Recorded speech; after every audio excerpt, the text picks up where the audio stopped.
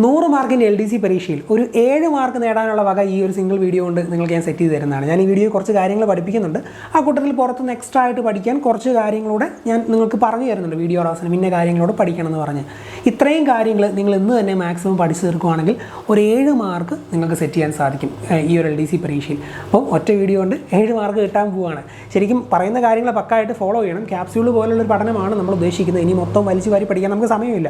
അപ്പോൾ അതുകൊണ്ട് പക്കായിട്ട് ഫോളോ ചെയ്താൽ മാത്രമേ ഇതുകൊണ്ട് ഗുണം ഉണ്ടാകത്തുള്ളൂ. ഓക്കെ, അപ്പോൾ ഈ ഒരു വീഡിയോയിൽ നമ്മൾ ചർച്ച ചെയ്യുന്നത് 3 ടോപ്പിക്കുകളാണ്. മാത്സിലെ ഒരു ടോപ്പിക്ക്, ഇംഗ്ലീഷിലെ ഒരു ടോപ്പിക്ക്, പിന്നെ ധനതത്വശാസ്ത്രം അഥവാ എക്കണോമിക്സിലെ കുറച്ച് കാര്യങ്ങൾ. മാത്സിലെ ശരാശരി അഥവാ ആവറേജ് എന്ന ഭാഗത്തിലെ കുറച്ച് കാര്യങ്ങളാണ് ഞാൻ ഈ വീഡിയോയിൽ പറയുന്നത്. അതിൻ്റെ കൂട്ടത്തിൽ ഇംഗ്ലീഷിലെ ക്വസ്റ്റ്യൻ ടാഗ് എന്ന ടോപ്പിക്കിലെ കുറച്ച് കാര്യങ്ങളും ഈ വീഡിയോയിൽ പറയുന്നുണ്ട്. കുറച്ച് എക്സ്ട്രാ കാര്യങ്ങൾ ഇതൊക്കെ ആയിട്ട് ബന്ധപ്പെട്ട് പുറത്തുനിന്ന് പഠിക്കാൻ ഞാൻ അവസാനം തരും, അതും പഠിക്കണം. അപ്പോൾ ഈ 2 ടോപ്പിക്കും ഇന്ന് തന്നെ നിങ്ങൾ വീഡിയോയിൽ പറയുന്ന കാര്യങ്ങളും പിന്നെ ഞാൻ എക്സ്ട്രാ ആയിട്ട് പറയുന്ന കാര്യങ്ങളും പഠിച്ച് സെറ്റാക്കിയിരിക്കണം. എക്കണോമിക്സിൻ്റെ കാര്യം എങ്ങനെയാണ് ചെയ്യേണ്ടത് എന്ന് അവസാനം ഞാൻ പറയും. അതനുസരിച്ച് കറക്റ്റായിട്ട് ഫോളോ ചെയ്താൽ മതി. ഓക്കെ, പഠിച്ച് പോവുക. നമ്മുടെ വീഡിയോ സീരീസിലെ 2ാമത്തെ ദിവസമാണെന്ന്. പക്കായിട്ട് പഠിച്ചു പോയാൽ ഇനിയുള്ള സമയം കൊണ്ട് നമുക്ക് LDC നേടാൻ സാധിക്കും. നെഗറ്റീവ് വാക്കുകളൊന്നും കേൾക്കേണ്ട ആവശ്യമില്ല. കമൻറ്റുകളൊക്കെ ഒരുപാട് നെഗറ്റീവ് വരും. എത്ര സമയം കൊണ്ടൊന്നും പഠിച്ചെടുക്കാൻ പറ്റത്തില്ല എന്നൊക്കെ പറഞ്ഞ് നിങ്ങളെ നിരുത്സാഹപ്പെടുന്നത് മൈൻഡ് ചെയ്യേണ്ട. നിങ്ങൾ കഷ്ടപ്പെട്ട ആ സംഭവം ഇനിയും നമുക്ക് നേടിയെടുക്കാം. നന്നായിട്ട് ശ്രമിക്കുക. ഓക്കെ, അപ്പോൾ നമ്മൾ മാത്സിലേക്ക് പോവുകയാണ്. ശരാശരി എന്ന് പറയുന്ന ഭാഗത്ത് നിന്ന് എന്തായാലും ഒരു ചോദ്യം ഉറപ്പാണ്. അതുകൊണ്ട് നന്നായിട്ട് തന്നെ ടോപ്പിക്ക് പഠിച്ചു പോകുക. ആദ്യം ശരാശരിയുടെ ഒരു കോൺസെപ്റ്റ് ചെറുതായിട്ട് കുറച്ച് ഞാൻ പറയും. അതിനുശേഷം 1-2 ടൈപ്പ് ചോദ്യങ്ങൾ ചെയ്യും. ശ്രദ്ധിച്ചിരിക്കുക. ശരാശരി അഥവാ ആവറേജ് എന്ന ടോപ്പിക്കാണ്. അപ്പോൾ ആദ്യം ഈ ശരാശരി എന്താണ് എന്ന് മനസ്സിലാക്കാൻ വേണ്ടി ചെറിയൊരു അതിൻ്റെ ഒരു ബേസിക് ഐഡിയ ഞാൻ നിങ്ങൾക്ക് പറഞ്ഞുതരാം. ഇപ്പോൾ നിങ്ങൾക്കൊരു 3 വാല്യൂസ് തന്നേക്കുവാണ്. ഒരു കൊച്ചിന് 3 സബ്ജക്റ്റിൽ കിട്ടിയേക്കുന്ന മാർക്കാണ് എന്ന് വിചാരിക്കുക. 10, 20, 30. ഒരു പയ്യന് 3 സബ്ജക്റ്റിലായിട്ട് കിട്ടിയേക്കുന്ന മാർക്കാണ്. ഇംഗ്ലീഷ്, മലയാളം, കണക്കാണെന്ന് വിചാരിക്കുക. 3 സബ്ജക്റ്റിൽ ഒരു പയ്യന് കിട്ടിയേക്കുന്ന മാർക്കാണ്. ഒരെണ്ണത്തിന് 10 മാർക്ക്, ഒരെണ്ണത്തിന് 20 മാർക്ക്, ഒരെണ്ണത്തിന് 30 മാർക്ക്.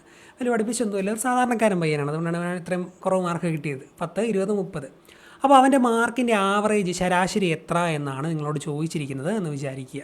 ഒരു പയ്യന് 3 സബ്ജക്റ്റിൽ കിട്ടിയ മാർക്ക് തന്നിട്ടുണ്ട്. ഓരോ സബ്ജക്റ്റിലെയും 3 സബ്ജക്റ്റിലെ ഓരോ സബ്ജക്റ്റിലെയും മാർക്ക് തന്നിട്ടുണ്ട്.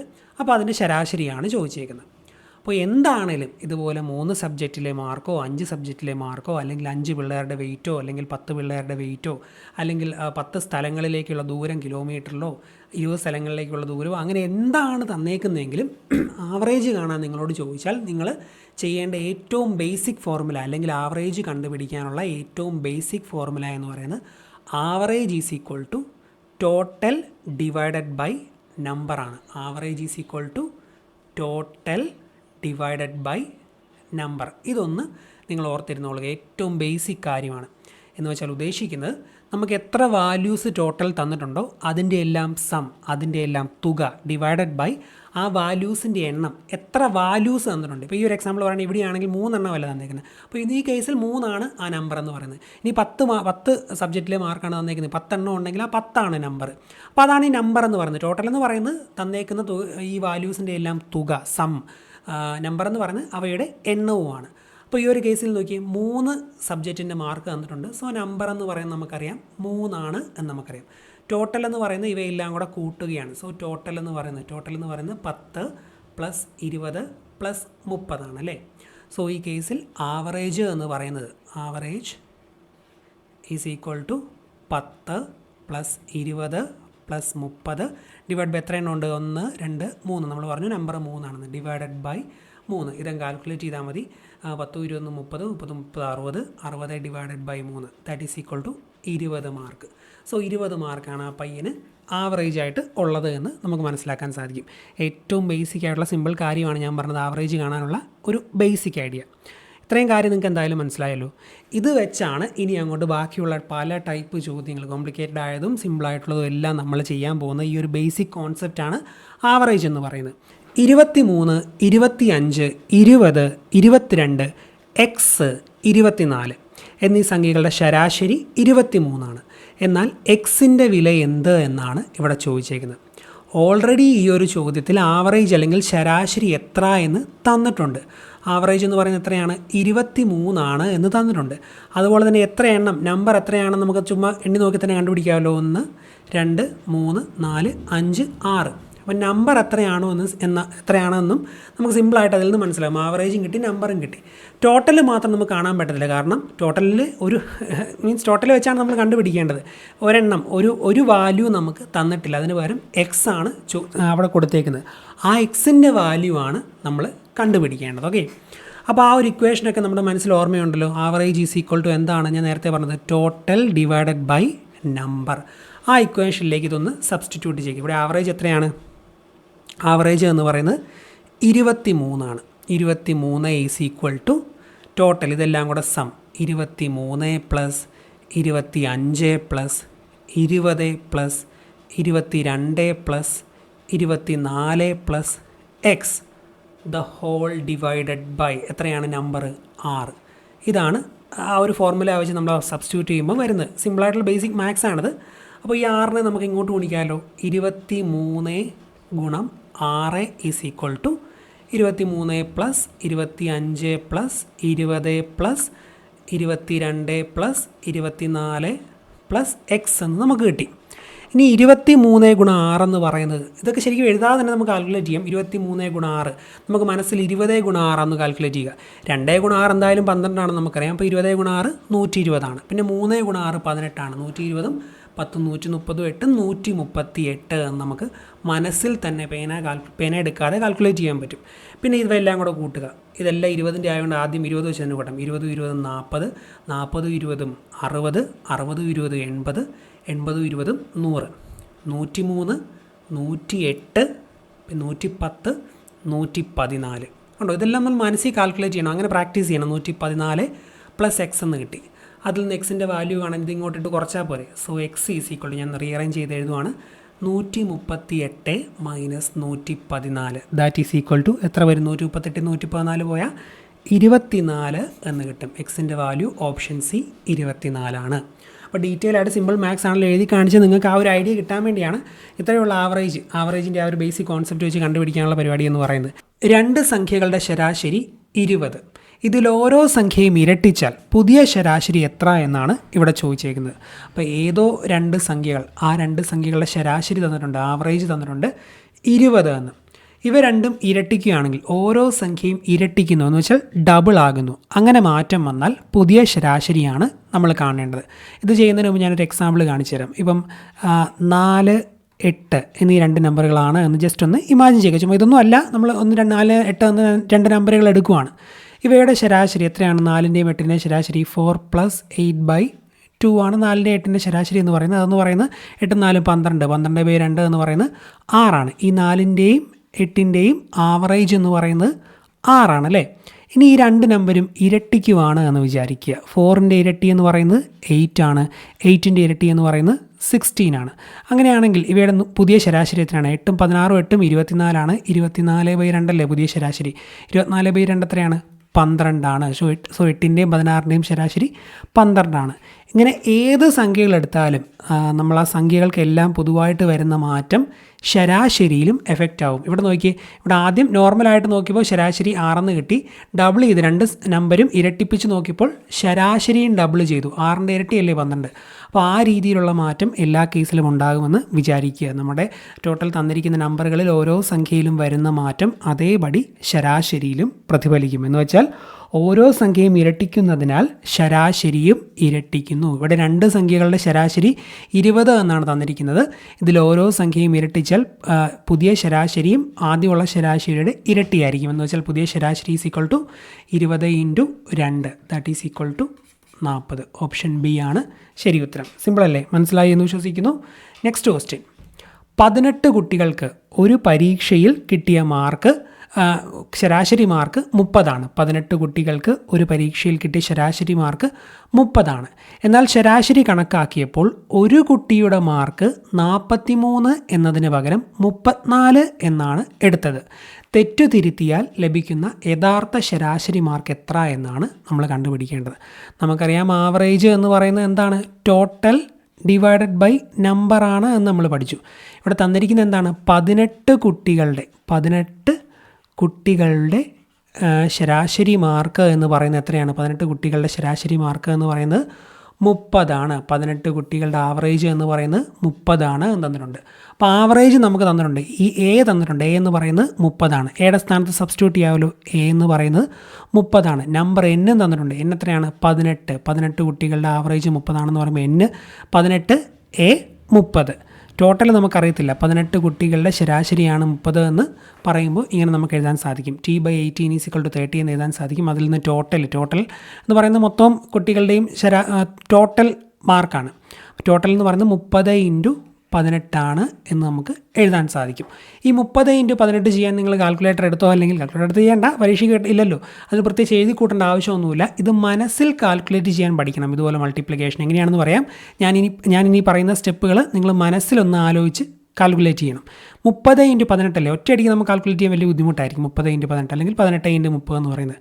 18 × 3 നമുക്ക് ചെയ്യാമല്ലോ.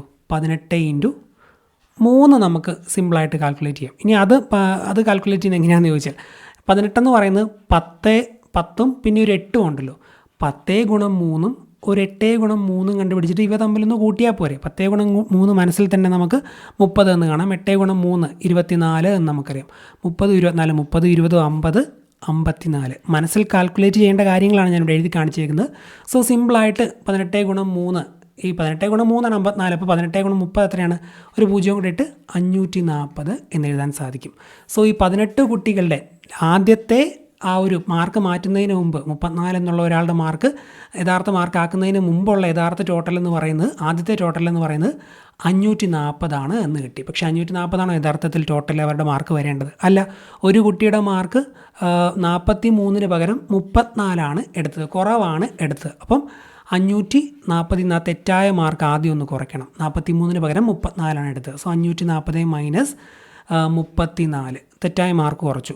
ഇനി യഥാർത്ഥ മാർക്ക് കയറ്റണ്ടേ? യഥാർത്ഥ മാർക്ക് എത്രയാണ്? +43. അപ്പോൾ എന്ത് വരും? കാൽക്കുലേറ്റ് ചെയ്യുമ്പോൾ അത് 549 എന്ന് വരും. 549. ഇനി നമുക്ക് പുതിയ ആവറേജ് കാണാമല്ലോ. ലഭിക്കുന്ന ശരാശരി, തെറ്റിദ്ധരുത്തിയാൽ ലഭിക്കുന്ന ശരാശരി മാർക്ക് എത്ര എന്നല്ല ചോദിച്ചേക്കുന്നത്. അപ്പോൾ പുതിയ average = total by number. Total എന്ന് പറയുന്നത് 549. എത്ര പിള്ളേരാണ് ഓൾറെഡി ഉള്ളത്? അതിൽ മാറ്റം വന്നില്ലല്ലോ. ഇല്ല, 18 തന്നെ. 549/18 കാൽക്കുലേറ്റ് ചെയ്യുമ്പോൾ നമുക്ക് 30.5 എന്ന് ലഭിക്കും. ഓപ്ഷൻ എ ആണ് ശരി ഉത്തരം. ഓക്കെ, ഇനി നമ്മൾ പഠിക്കാൻ പോകുന്നത് എക്കണോമിക്സ് ആണ്. എക്കണോമിക്സിൽ SSCRTയിൽ കുറച്ച് കാര്യങ്ങളാണ് ഈ ഒരു ഇനിയുള്ള വീഡിയോയിൽ നമ്മൾ നോക്കാൻ പോകുന്നത്. പ്രധാനപ്പെട്ട ഒരു സബ്ജക്റ്റാണ് എക്കണോമിക്സ് എന്ന് പറയുന്നത്. 5 മാർക്കാണ് എക്കണോമിക്സിന് വേണ്ടി, ധനതത്വശാസ്ത്രത്തിന് വേണ്ടി PSC ഇവിടെ പ്രൊവൈഡ് ചെയ്തേക്കുന്നത്. ഈ ഒരു SCRT ചാപ്റ്റർ നിങ്ങളൊന്ന് ഞാൻ ഈ വീഡിയോയിൽ പറയുന്ന കാര്യങ്ങളൊന്ന് കേട്ടൊന്ന് പഠിച്ചു കഴിയുമ്പോൾ നിങ്ങൾക്ക് മനസ്സിലാവും എക്കണോമിക്സ് വലിയ കുഴപ്പമൊന്നുമില്ല, സിമ്പിളായിട്ടുള്ള കുറച്ച് കണ്ടൻറ്റ് മാത്രമേ ഉള്ളൂ എന്ന് നിങ്ങൾക്ക് തോന്നാം. അത് കേട്ടതിന് ശേഷം കുറച്ച് കാര്യങ്ങളോട് പറയാം. മുഴുവനായിട്ട് കേട്ട് ഞാൻ ഈ പറയുന്ന കാര്യങ്ങളെല്ലാം, ഈ SCRT ചാപ്റ്ററിലെ കാര്യങ്ങളെല്ലാം ഇപ്പോൾ തന്നെ മനസ്സിലാക്കി പോവാം. ചാപ്റ്ററിന് ശേഷം കുറച്ച് കാര്യങ്ങളോട് ഞാൻ പറയാം. എക്കണോമിക്സ് പഠനം തുടങ്ങുമ്പോൾ, അല്ലെങ്കിൽ ധനതത്വശാസ്ത്രത്തിലെ കാര്യങ്ങൾ പഠിക്കാൻ തുടങ്ങുമ്പോൾ നമ്മൾ ആദ്യം പഠിക്കേണ്ട ഒരു ചാപ്റ്റർ എന്ന് പറയുന്നത് 5ാം ക്ലാസ്സിലെ കരുതലോടെ ചെലവിടാം എന്ന് പറയുന്ന 4ാമത്തെ ചാപ്റ്ററാണ്. വളരെ സിമ്പിളായിട്ടുള്ള, ഏറ്റവും ബേസിക് കാര്യങ്ങളായിട്ടുള്ള, നമുക്കറിയാവുന്ന കുറേ കാര്യങ്ങളാണ് ഈ ഒരു ചാപ്റ്ററിലുള്ളത്. പക്ഷെ അതെല്ലാം നമ്മൾ ഒന്നുകൂടി ഒന്ന് റിവൈസ് ചെയ്ത് നമ്മുടെ മനസ്സിൽ എക്കണോമിക് പോയിൻ്റ് ഓഫ് വ്യൂവിൽ ഇതിങ്ങനെയൊക്കെയാണ് എന്ന് മനസ്സിലാക്കി പോകണം. എങ്കിലേ വലിയ ക്ലാസ്സിലെ കാര്യങ്ങൾ പഠിക്കുമ്പോൾ, പല പല കാര്യങ്ങളും പഠിക്കുമ്പോൾ നമുക്ക് റിലേറ്റ് ചെയ്യാൻ പറ്റത്തുള്ളൂ. ഓക്കെ, അപ്പോൾ ബുള്ളറ്റ് പോയിൻറ്റുകൾ പോലെ ഞാൻ പറയുന്ന ഓരോ പോയിൻറ്റും മനസ്സിലാക്കി ഇത് ഇന്നതാണ് എന്ന് മനസ്സിലാക്കി അതനുസരിച്ച് കാര്യങ്ങൾ പഠിച്ച് മുന്നോട്ട് പോവുക. അപ്പോൾ നമുക്ക് പയ്യെ പോയിൻറ്റ്സിലേക്ക് കിടക്കാം. ഒരു കുടുംബത്തിലെ അംഗങ്ങൾ വിവിധ പ്രവർത്തനങ്ങൾ ചെയ്യുന്നത് വഴി സ്രോതസ്സുകളിൽ നിന്ന് ലഭിക്കുന്ന പ്രതിഫലമാണ് വരുമാനം. വരുമാനത്തിൻ്റെ ഒരു എക്കണോമിക് പോയിൻ്റ് ഓഫ് വ്യൂവിലുള്ള ഡെഫിനേഷനാണ് അവിടെ പറഞ്ഞേക്കുന്നത്. ഒരു കുടുംബത്തിലെ അംഗങ്ങൾ വിവിധ പ്രവർത്തനങ്ങൾ ചെയ്യുന്നത് വഴി സ്രോതസ്സുകളിൽ നിന്ന് ലഭിക്കുന്ന പ്രതിഫലമാണ് വരുമാനം.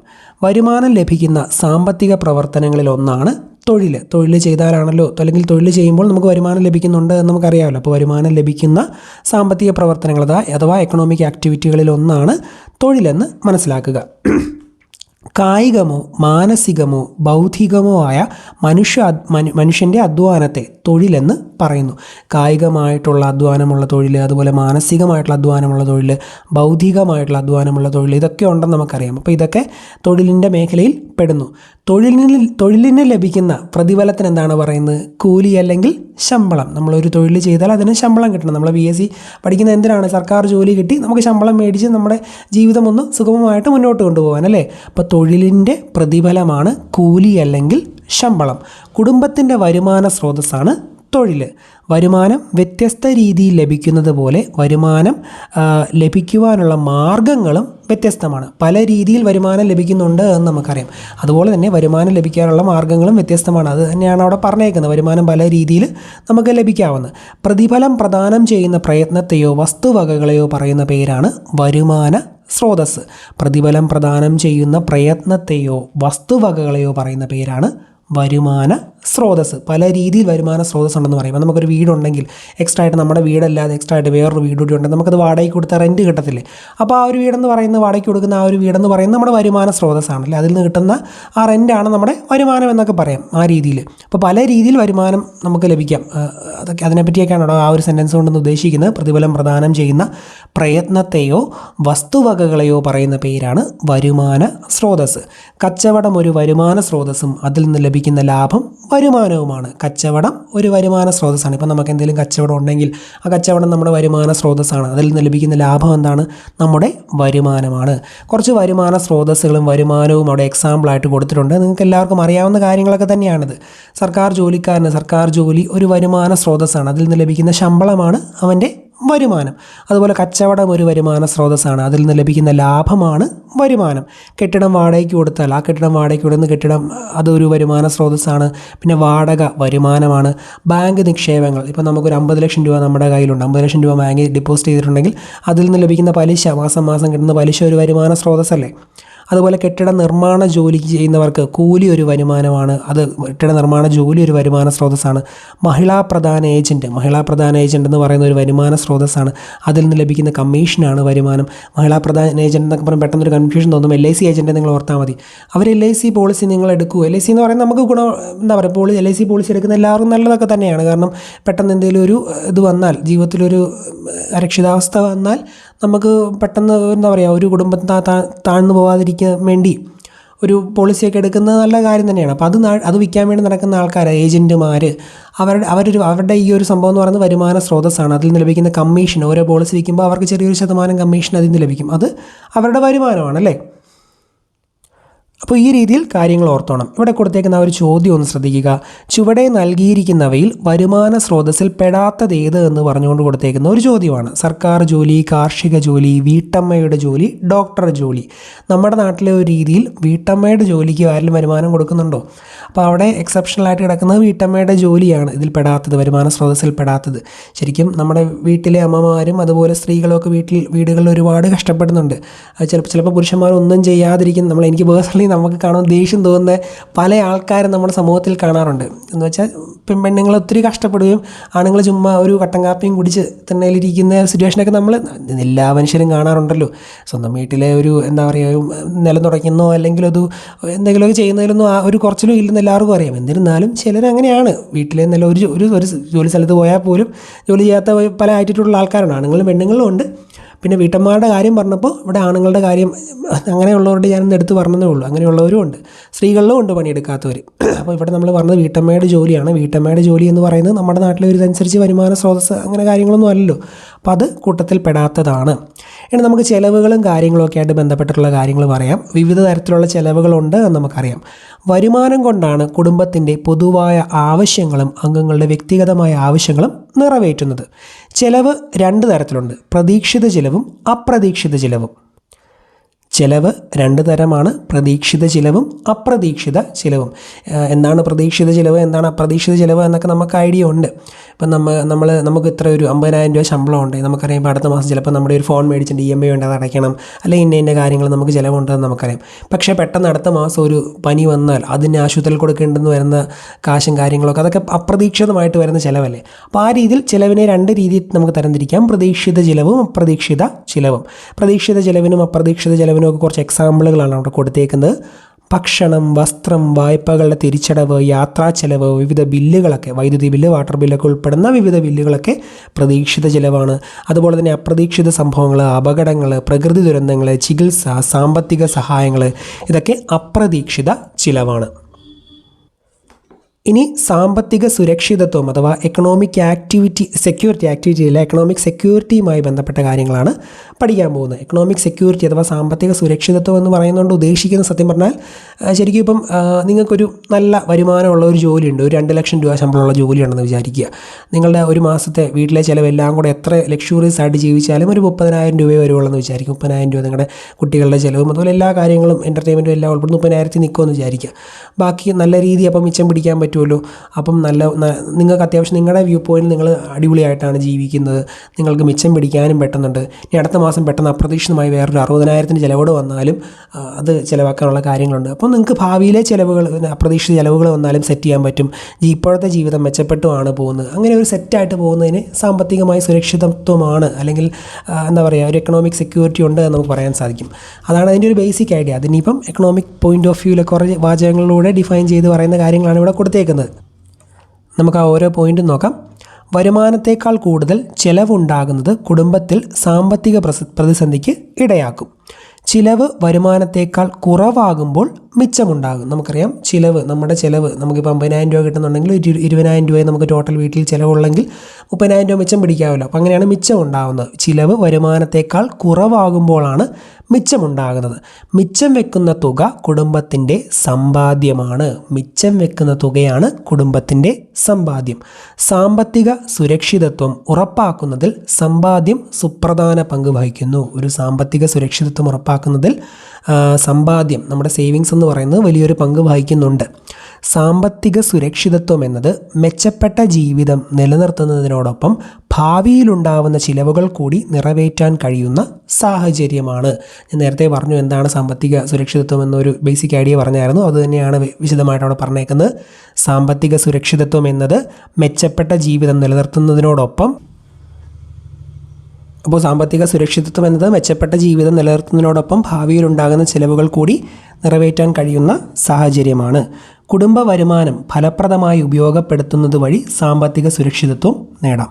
എല്ലാ കുടുംബങ്ങളുടെയും വരവ് ചെലവുകൾ ഒരുപോലെയല്ല. വരുമാനവും ചെലവും തുല്യമായിട്ടുള്ളതുണ്ട്. വരുമാനം കൂടുതലും ചെലവ് കുറവുമുള്ളതുകൊണ്ട്, വരുമാനം കുറവും ചെലവ് കൂടുതലും ഉള്ളതുകൊണ്ട്. ഈ വരുമാനം മിച്ചം വയ്ക്കാൻ കഴിയുന്ന അവസ്ഥയാണ് വരുമാനം കൂടുതൽ ചിലവ് കുറവ്.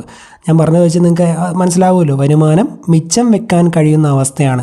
സേവിങ്സ് മിച്ചം വെക്കാൻ എന്തെങ്കിലും ഉണ്ടെങ്കിൽ വരുമാനം കൂടുതൽ ചിലവ് കുറവാണ്. സാമ്പത്തിക സുരക്ഷിതത്വം സാധ്യമാകുവാൻ സഹായിക്കുന്ന അവസ്ഥയാണ് വരുമാനം കൂടുതൽ ചിലവ് കുറവ്. സാമ്പത്തിക സുരക്ഷിതത്വം സാധ്യമാകാൻ സഹായിക്കുന്ന അവസ്ഥ എന്ന് പറയുന്ന 4 ഓപ്ഷനുകൾ ഇതുപോലെ രീതിയിൽ കൊടുത്താൽ ഓർത്തോണം. വരുമാനം കൂടുതലും ചിലവ് കുറവും ഉണ്ടെങ്കിലേ ഉള്ളൂ സാമ്പത്തികമായി ഒരു എക്കണോമിക് സെക്യൂരിറ്റി അല്ലെങ്കിൽ ഇതൊക്കെ സാമ്പത്തിക സുരക്ഷിതത്വം സെറ്റാക്കാൻ പറ്റത്തുള്ളൂ. ജീവിതത്തിൽ നിങ്ങൾ ഓർത്തോണം, സാമ്പത്തിക സുരക്ഷിതത്വം സാധ്യമാക്കുവാൻ സഹായിക്കുന്ന അവസ്ഥയാണ് വരുമാനം കൂടുതൽ ചിലവ് കുറവ്. അടുത്തത് മിതവ്യയശീലം അഥവാ ഹാബിറ്റ് ഓഫ് ത്രിഫ്റ്റ്. ആവശ്യങ്ങൾ നിറവേറ്റുന്നതിന് ഫലപ്രദമായി വരുമാനം ചെലവിടുന്ന സ്വഭാവ സവിശേഷതയാണ് മിതവ്യയശീലം. ആവശ്യങ്ങൾ നിറവേറ്റുന്നതിന് ഫലപ്രദമായി വരുമാനം ചെലവിടുന്ന സ്വഭാവ സവിശേഷതയാണ് മിതവ്യയശീലം. ഇപ്പോൾ ഒരു 30,000 രൂപ വരുമാനമുള്ള അയാളൊരു ഫാമിലിയായിട്ട് ഒരു ടൂറ് പ്ലാൻ ചെയ്യുന്നു. ടൂറ് പ്ലാൻ ചെയ്യുമ്പോൾ ആ ഒരു ടിക്കറ്റ്, ഇപ്പോൾ ഒരു ഫ്ലൈറ്റിനാണ് പോകുന്നതെന്ന് വിചാരിക്കുക. അപ്പം ചെന്നൈക്കോ അല്ലെങ്കിൽ എങ്ങോട്ടെങ്കിലും ഒരു ഫ്ലൈറ്റിന് പോകുമെന്ന് വിചാരിക്കുക. ഒരു 3,000 രൂപയാണ് എന്താ പറയുക ടിക്കറ്റ് സൈറ്റിൽ കാണിക്കുന്നത്. പെട്ടെന്ന് ആ സമയത്ത് ബുക്ക് ചെയ്യുവാണെങ്കിൽ. പക്ഷേ ഒരു 3 മാസം മുമ്പ് ബുക്ക് ചെയ്യുവാണെങ്കിൽ ചിലപ്പോൾ ഒരു 1,500 രൂപയ്ക്ക് എന്തെങ്കിലുമൊക്കെ ഓഫറിൽ കിട്ടുമെന്നുള്ളൊരു സംഭവം ഉണ്ടെങ്കിൽ അത് മുൻകൂട്ടി കാൽക്കുലേറ്റ് ചെയ്ത് എന്താ പറയുക, ആവശ്യം അവർക്ക് ട്രിപ്പ് എന്തായാലും പോകണം, പക്ഷേ കുറഞ്ഞ നിരക്കിൽ കാൽക്കുലേറ്റ് ചെയ്ത് ആലോചിച്ച് ആ ഒരു സംഭവം കുറഞ്ഞ നിരക്കിൽ ബുക്ക് ചെയ്തു. അതുപോലത്തേക്കുള്ള പരിപാടി എന്ന് വെച്ചാൽ നമുക്ക് നമ്മുടെ ആവശ്യവും നിറവേറ്റണം, എന്നാൽ കുറഞ്ഞ ചിലവിൽ നമ്മുടെ കറക്റ്റായിട്ട് നമുക്ക് വിനിയോഗിക്കാൻ പറ്റുന്ന രീതിയിലൊക്കെ അങ്ങനെയൊക്കെ വിനിയോഗിച്ചൊക്കെ പോവുകയാണെങ്കിൽ ഈ ഒരു സംഭവം നമുക്ക് സെറ്റാണ് എന്ന് പറയാൻ പറ്റും.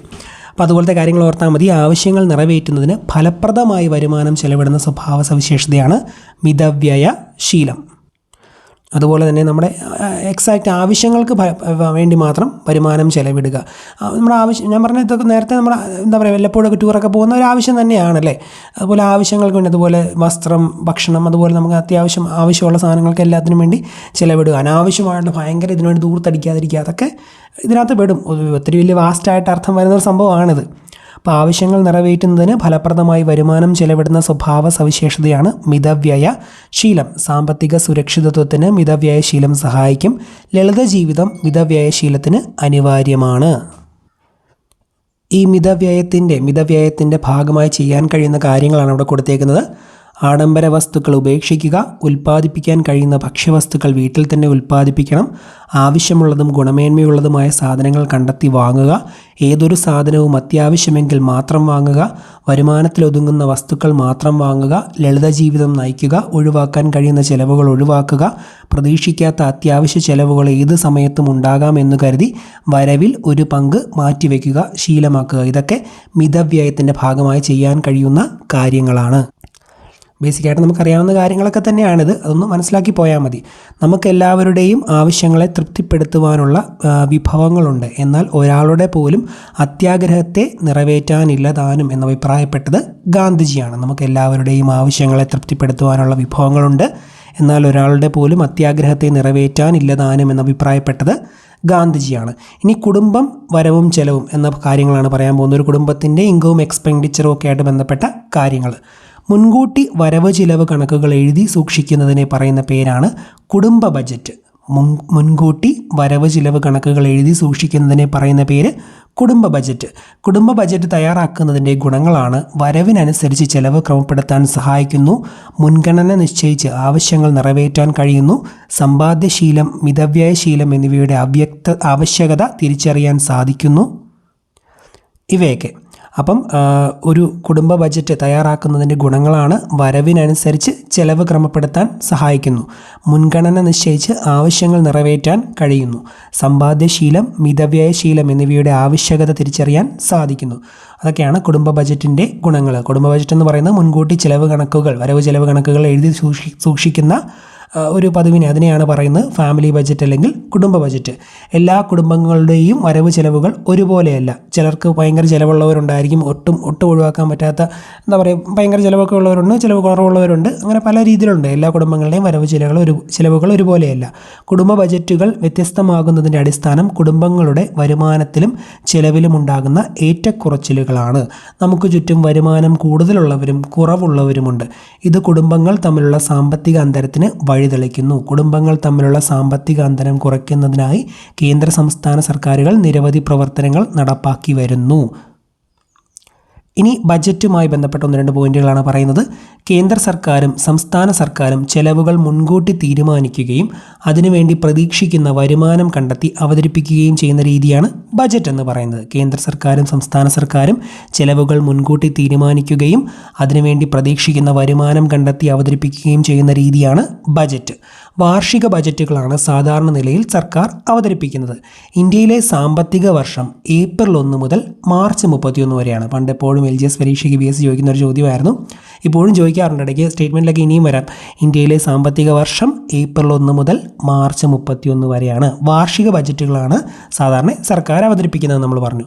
ഒരു സാമ്പത്തിക വർഷത്തേക്കുള്ളതാണ് കേന്ദ്ര ബജറ്റും സംസ്ഥാന ബജറ്റും. ഒരു സാമ്പത്തിക വർഷത്തേക്കുള്ളതാണ് കേന്ദ്ര ബജറ്റും സംസ്ഥാന ബജറ്റും. കേന്ദ്ര സർക്കാർ, സംസ്ഥാന സർക്കാർ, തദ്ദേശ സ്വയംഭരണ സ്ഥാപനങ്ങളായ പഞ്ചായത്തുകൾ, മുനിസിപ്പാലിറ്റികൾ, കോർപ്പറേഷനുകൾ എന്നിവ ബജറ്റ് അവതരിപ്പിക്കാറുണ്ട്. ഒരു പ്രത്യേക പ്രവർത്തനത്തിനോ പരിപാടിക്കോ വേണ്ടി മാത്രം തയ്യാറാക്കുന്ന വരവ് ചിലവ് കണക്കാണ് പ്രവർത്തന ബജറ്റ്. ഒരു പ്രത്യേക പ്രവർത്തനത്തിനോ പരിപാടിക്കോ വേണ്ടി മാത്രം തയ്യാറാക്കുന്ന വരവ് ചിലവ് കണക്കാണ് പ്രവർത്തന ബജറ്റ് എന്ന് പറഞ്ഞിരിക്കുക. പഠനയാത്രയ്ക്കായി തയ്യാറാക്കുന്ന ബജറ്റ് ഇതിനൊരു എക്സാമ്പിളാണ്. അപ്പോൾ ഈ ഒരു SCRT ചാപ്റ്റർ കണ്ടപ്പോൾ നിങ്ങൾക്ക് പലർക്കും തോന്നുന്നുണ്ടാവും എക്കണോമിക്സ് എന്ന് പറയുന്നത് പെട്ടെന്ന് പഠിച്ച് തീർക്കാൻ പറ്റുന്ന ഒരു സബ്ജക്റ്റാണ്, ഇതിനകത്തെ കാര്യങ്ങളൊക്കെ ബേസിക് ആണല്ലോ, സിമ്പിൾ ആണല്ലോ എന്നൊക്കെ തോന്നുന്നുണ്ടാവും. പക്ഷേ ഇത് മാത്രമൊന്നുമല്ല, പാടല്ല. നിങ്ങൾക്ക് മനസ്സിലാക്കിയെടുക്കാൻ ഇച്ചിരി ബുദ്ധിമുട്ടുള്ള കണ്ടൻറ്റും ഒക്കെ എക്കണോമിക്സ് എന്ന ഭാഗത്തുണ്ട്. അത്യാവശ്യം ഇമ്പോർട്ടൻ്റ് ആയിട്ടുള്ള സ്റ്റാൻഡേർഡ് ടോപ്പിക്ക് തന്നെയാണ് ഈ എക്കണോമിക്സ് എന്ന് പറയുന്നത്. 5 മാർക്കാണ് ഈ ഒരു ഭാഗത്തിന്. അപ്പോൾ ഇത് മുഴുവൻ SCRT ചാപ്റ്റർ മുഴുവൻ കംപ്ലീറ്റ് ആയിട്ട് എല്ലാം മനസ്സിലാക്കി പഠിക്കാൻ നല്ല സമയം എടുക്കും ഇനിയുള്ള സമയം കൊണ്ട്. അതുകൊണ്ട് നിങ്ങൾ ചെയ്യേണ്ടത് എക്കണോമിക്സുമായി ബന്ധപ്പെട്ട് ഇതുവരെ PSC ചോദിച്ചിട്ടുള്ള എല്ലാ മുൻവർഷ ചോദ്യങ്ങളും ഇന്ന് തന്നെ പഠിക്കുക. 2023 മാത്രമല്ല, ഇതുവരെ ഈ ഭാഗത്ത് നിന്ന് വിവിധ PSC പരീക്ഷകളിൽ ചോദിച്ചിട്ടുള്ള ചോദ്യങ്ങളെല്ലാം ഇന്ന് തന്നെ പഠിക്കുക. നമ്മുടെ കോഴ്സിൽ അതുമായി ബന്ധപ്പെട്ട ഒരു സിംഗിൾ PDF എക്കണോമിക്സ് എന്ന ഫോൾഡറിൽ ഞാൻ ഇട്ടിട്ടുണ്ട്. അതിലെ പോയിൻറ്റ്സ് എല്ലാം പക്കായായിട്ട് നിങ്ങൾ ഇന്ന് തന്നെ ഒരു 2-3 പ്രാവശ്യം വായിച്ചങ്ങ് പഠിക്കുവാണെങ്കിൽ സംഭവം സെറ്റാണ്. ഇന്നും നാളെയായിട്ട് പഠിച്ചാലും കുഴപ്പമൊന്നുമില്ല. ആ ഒരു ഭാഗം അങ്ങ് ഏകദേശം നമുക്ക് തീരും. ഈ ഒരു പോയിൻറ്റ്സിൽ നിന്ന് തന്നെയായിരിക്കും ഒട്ടുമിക്ക ഇപ്പം ചോദ്യങ്ങൾ വരുന്നത്. എക്കണോമിക്സിൽ നിന്ന് സ്റ്റേറ്റ്മെൻറ്റ് ആയിട്ടുള്ളതാണെങ്കിലും ഈ ഒരു പോയിൻറ്റ്സിനെ ബുള്ളറ്റ് പോയിൻറ്റുകളൊക്കെ ബേസ് ചെയ്തായിരിക്കും വരുന്നത്. മുൻവർഷ ചോദ്യങ്ങളും പ്രധാനപ്പെട്ട പോയിൻറ്റ്സ് ഉൾപ്പെടുന്ന ഒരു സിംഗിൾ PDF ആണത്. അത് പക്കായിട്ട് അങ്ങ് പഠിച്ചു തീർത്താൽ മതി. ഈ കോഴ്സ് വാങ്ങാത്തവർ നിങ്ങളുടെ കയ്യിലുള്ള സ്റ്റഡി മെറ്റീരിയലിൽ നിന്ന് എക്കണോമിക്സ് എന്ന ടോപ്പിക്കുമായി ബന്ധപ്പെട്ട പ്രധാനപ്പെട്ട എല്ലാ മുൻവർഷ ചോദ്യങ്ങളും പ്രധാനപ്പെട്ട എല്ലാ ടോപ്പിക്കുകളും ഒരു ക്യാപ്സ്യൂൾ പോലുള്ള പഠനം ഇന്നും നാളെയും കൊണ്ട് അങ്ങ് പഠിച്ച് ഈ ഒരു ടോപ്പിക്ക് അങ്ങ് തീർക്കുക. ബാക്കി ഞാൻ പറഞ്ഞ ഇംഗ്ലീഷിലെയും മാത്സിലെയും ആ ഓരോ ടോപ്പിക്കുകൾ ഇന്ന് തന്നെ പഠിക്കണം. എക്കണോമിക്സിന് ഞാനിവിടെ ഒരു 2 ദിവസം സമയം തരുവാണ്. തീരാത്തതൊക്കെ കുറച്ച് അടുത്ത ദിവസങ്ങളിലേക്കൊക്കെ മാറ്റി വെച്ച് എക്കണോമിക്സ് എന്തായാലും കുറച്ച് സമയം കൊണ്ട് തന്നെ നിങ്ങൾ തീർത്തിരിക്കണം. ഒത്തിരി മുന്നോട്ട് വെക്കരുത് എല്ലാം കൂടെ, കാരണം അടുത്ത ദിവസങ്ങളൊക്കെ വേറെ ടോപ്പിക്കുകൾ വരും. അപ്പോൾ ഈ ഒരു ഭാഗം ക്യാപ്സ്യൂൾ പോലെ, ഞാൻ വീണ്ടും പറയുന്നത് ക്യാപ്സ്യൂൾ പോലെ ആവശ്യമുള്ളത് മാത്രം അങ്ങ് പഠിച്ചാൽ മതി. ഡീപ്പായിട്ട് പഠിക്കാൻ നിന്നാൽ തീരത്തില്ല. അങ്ങനെ ക്യാപ്സ്യൂൾ പോലെ നിങ്ങൾക്ക് പഠിക്കാൻ വേണ്ടിയാണ് നമ്മൾ ആ കോഴ്സിൽ ആ ഒരു PDF തന്നെ ഇട്ടേക്കുന്നത്. മുൻവർഷ ചോദ്യങ്ങൾ മുഴുവനായിട്ട് ഉൾപ്പെടുത്തിയത് പ്രധാനപ്പെട്ട പോയിൻറ്റ്സ് ഉള്ളത്. അതുള്ളവർ അത് വെച്ച് പഠിക്കുക, അല്ലാത്തവർ അല്ലാത്ത രീതിയിൽ മുഴുവനായിട്ട് ഈ ടോപ്പിക്ക് തീർക്കുക. അപ്പോൾ 5 മാർക്കിൻ്റെ എക്കണോമിക്സ്, 1 മാർക്കിൻ്റെ ആവറേജ്, 1 മാർക്കിൻ്റെ ക്വസ്റ്റ്യൻ ടാഗ്, 3 കാര്യങ്ങൾ നമ്മളിവിടെ പറഞ്ഞ് പഠിക്കാൻ. ടോട്ടൽ 7 മാർക്കാണ്. ഈ രീതിയിൽ ക്യാപ്സ്യൂൾ പോലെ നമുക്കങ്ങ് പഠിച്ചു പോയാൽ മതി. സംഭവം സെറ്റ് ചെയ്യാൻ പറ്റും. പിന്നെ വലിയ എന്താ പറയുക, ഡീപ്പായിട്ട് കാട് കയറി അങ്ങ് പഠിക്കാൻ എന്നാൽ കുറേ ഉണ്ടെന്ന് തോന്നും. ഒത്തിരി പഠിക്കാൻ ഡീപ്പായിട്ട് നിന്നാൽ കുറേ നമുക്ക് കിട്ടും, സ്റ്റഡി മെറ്റീരിയലും കാര്യങ്ങളൊക്കെ. പക്ഷേ അങ്ങനെ പഠിക്കാൻ സമയമില്ലല്ലോ. അപ്പോൾ അതുകൊണ്ട് ഈ രീതിയിൽ അങ്ങ് പോയാൽ മതി. എക്കണോമിക്സ് ആണ് ഇന്നത്തെ കൂടുതലായിട്ട് നിങ്ങൾക്ക് ഒരു പക്ഷേ തോന്നുന്ന കണ്ടൻറ്റ്. പക്ഷേ അത് ഞാൻ പറഞ്ഞ പോലെ ക്യാപ്സ്യൂൾ പോലെ പഠിച്ചു പോവുക. നന്നായിട്ട് ശ്രമിക്കുക. അടുത്തൊരു വീഡിയോയിൽ കാണാം. കറക്റ്റായിട്ട് നിങ്ങൾ ഫോളോ ചെയ്യുക, സപ്പോർട്ട് ചെയ്യുക, വീഡിയോ ലൈക്ക് ചെയ്യുക, കമൻറ്റ് ചെയ്യുക, ഷെയർ ചെയ്ത് കൂട്ടുകാരിലേക്കും എത്തിക്കുക. നിങ്ങളുടെ സപ്പോർട്ട് ഉണ്ടെങ്കിൽ മാത്രമേ ഉള്ളൂ ഈ ഒരു വീഡിയോ സീരീസ് എനിക്ക് മുന്നോട്ട് കൊണ്ടുപോകാൻ പറ്റത്തുള്ളൂ. അല്ലാതെ ആരും കണ്ടില്ലേ പിന്നെ നമ്മളിത് ഇരുന്നതിൽ കാര്യമില്ലല്ലോ. അപ്പോൾ നിങ്ങളെ സപ്പോർട്ട് ചെയ്ത് മാക്സിമം ആളുകളിലേക്ക് എത്തി, മാക്സിമം വ്യൂ ഉണ്ടെങ്കിൽ നമ്മളിത് തീർച്ചയായും മുന്നോട്ട് പോകുന്നതാണ്. ഇനിയും കൂടുതൽ എക്സ്ക്ലൂസീവ് കണ്ടൻറ്റുമായിട്ട് നമ്മൾ വരുന്നതാണ്. അപ്പം സപ്പോർട്ട് ചെയ്യുക. എല്ലാവർക്കും നല്ല വിജയം ആശംസിക്കുന്നു. Thank you.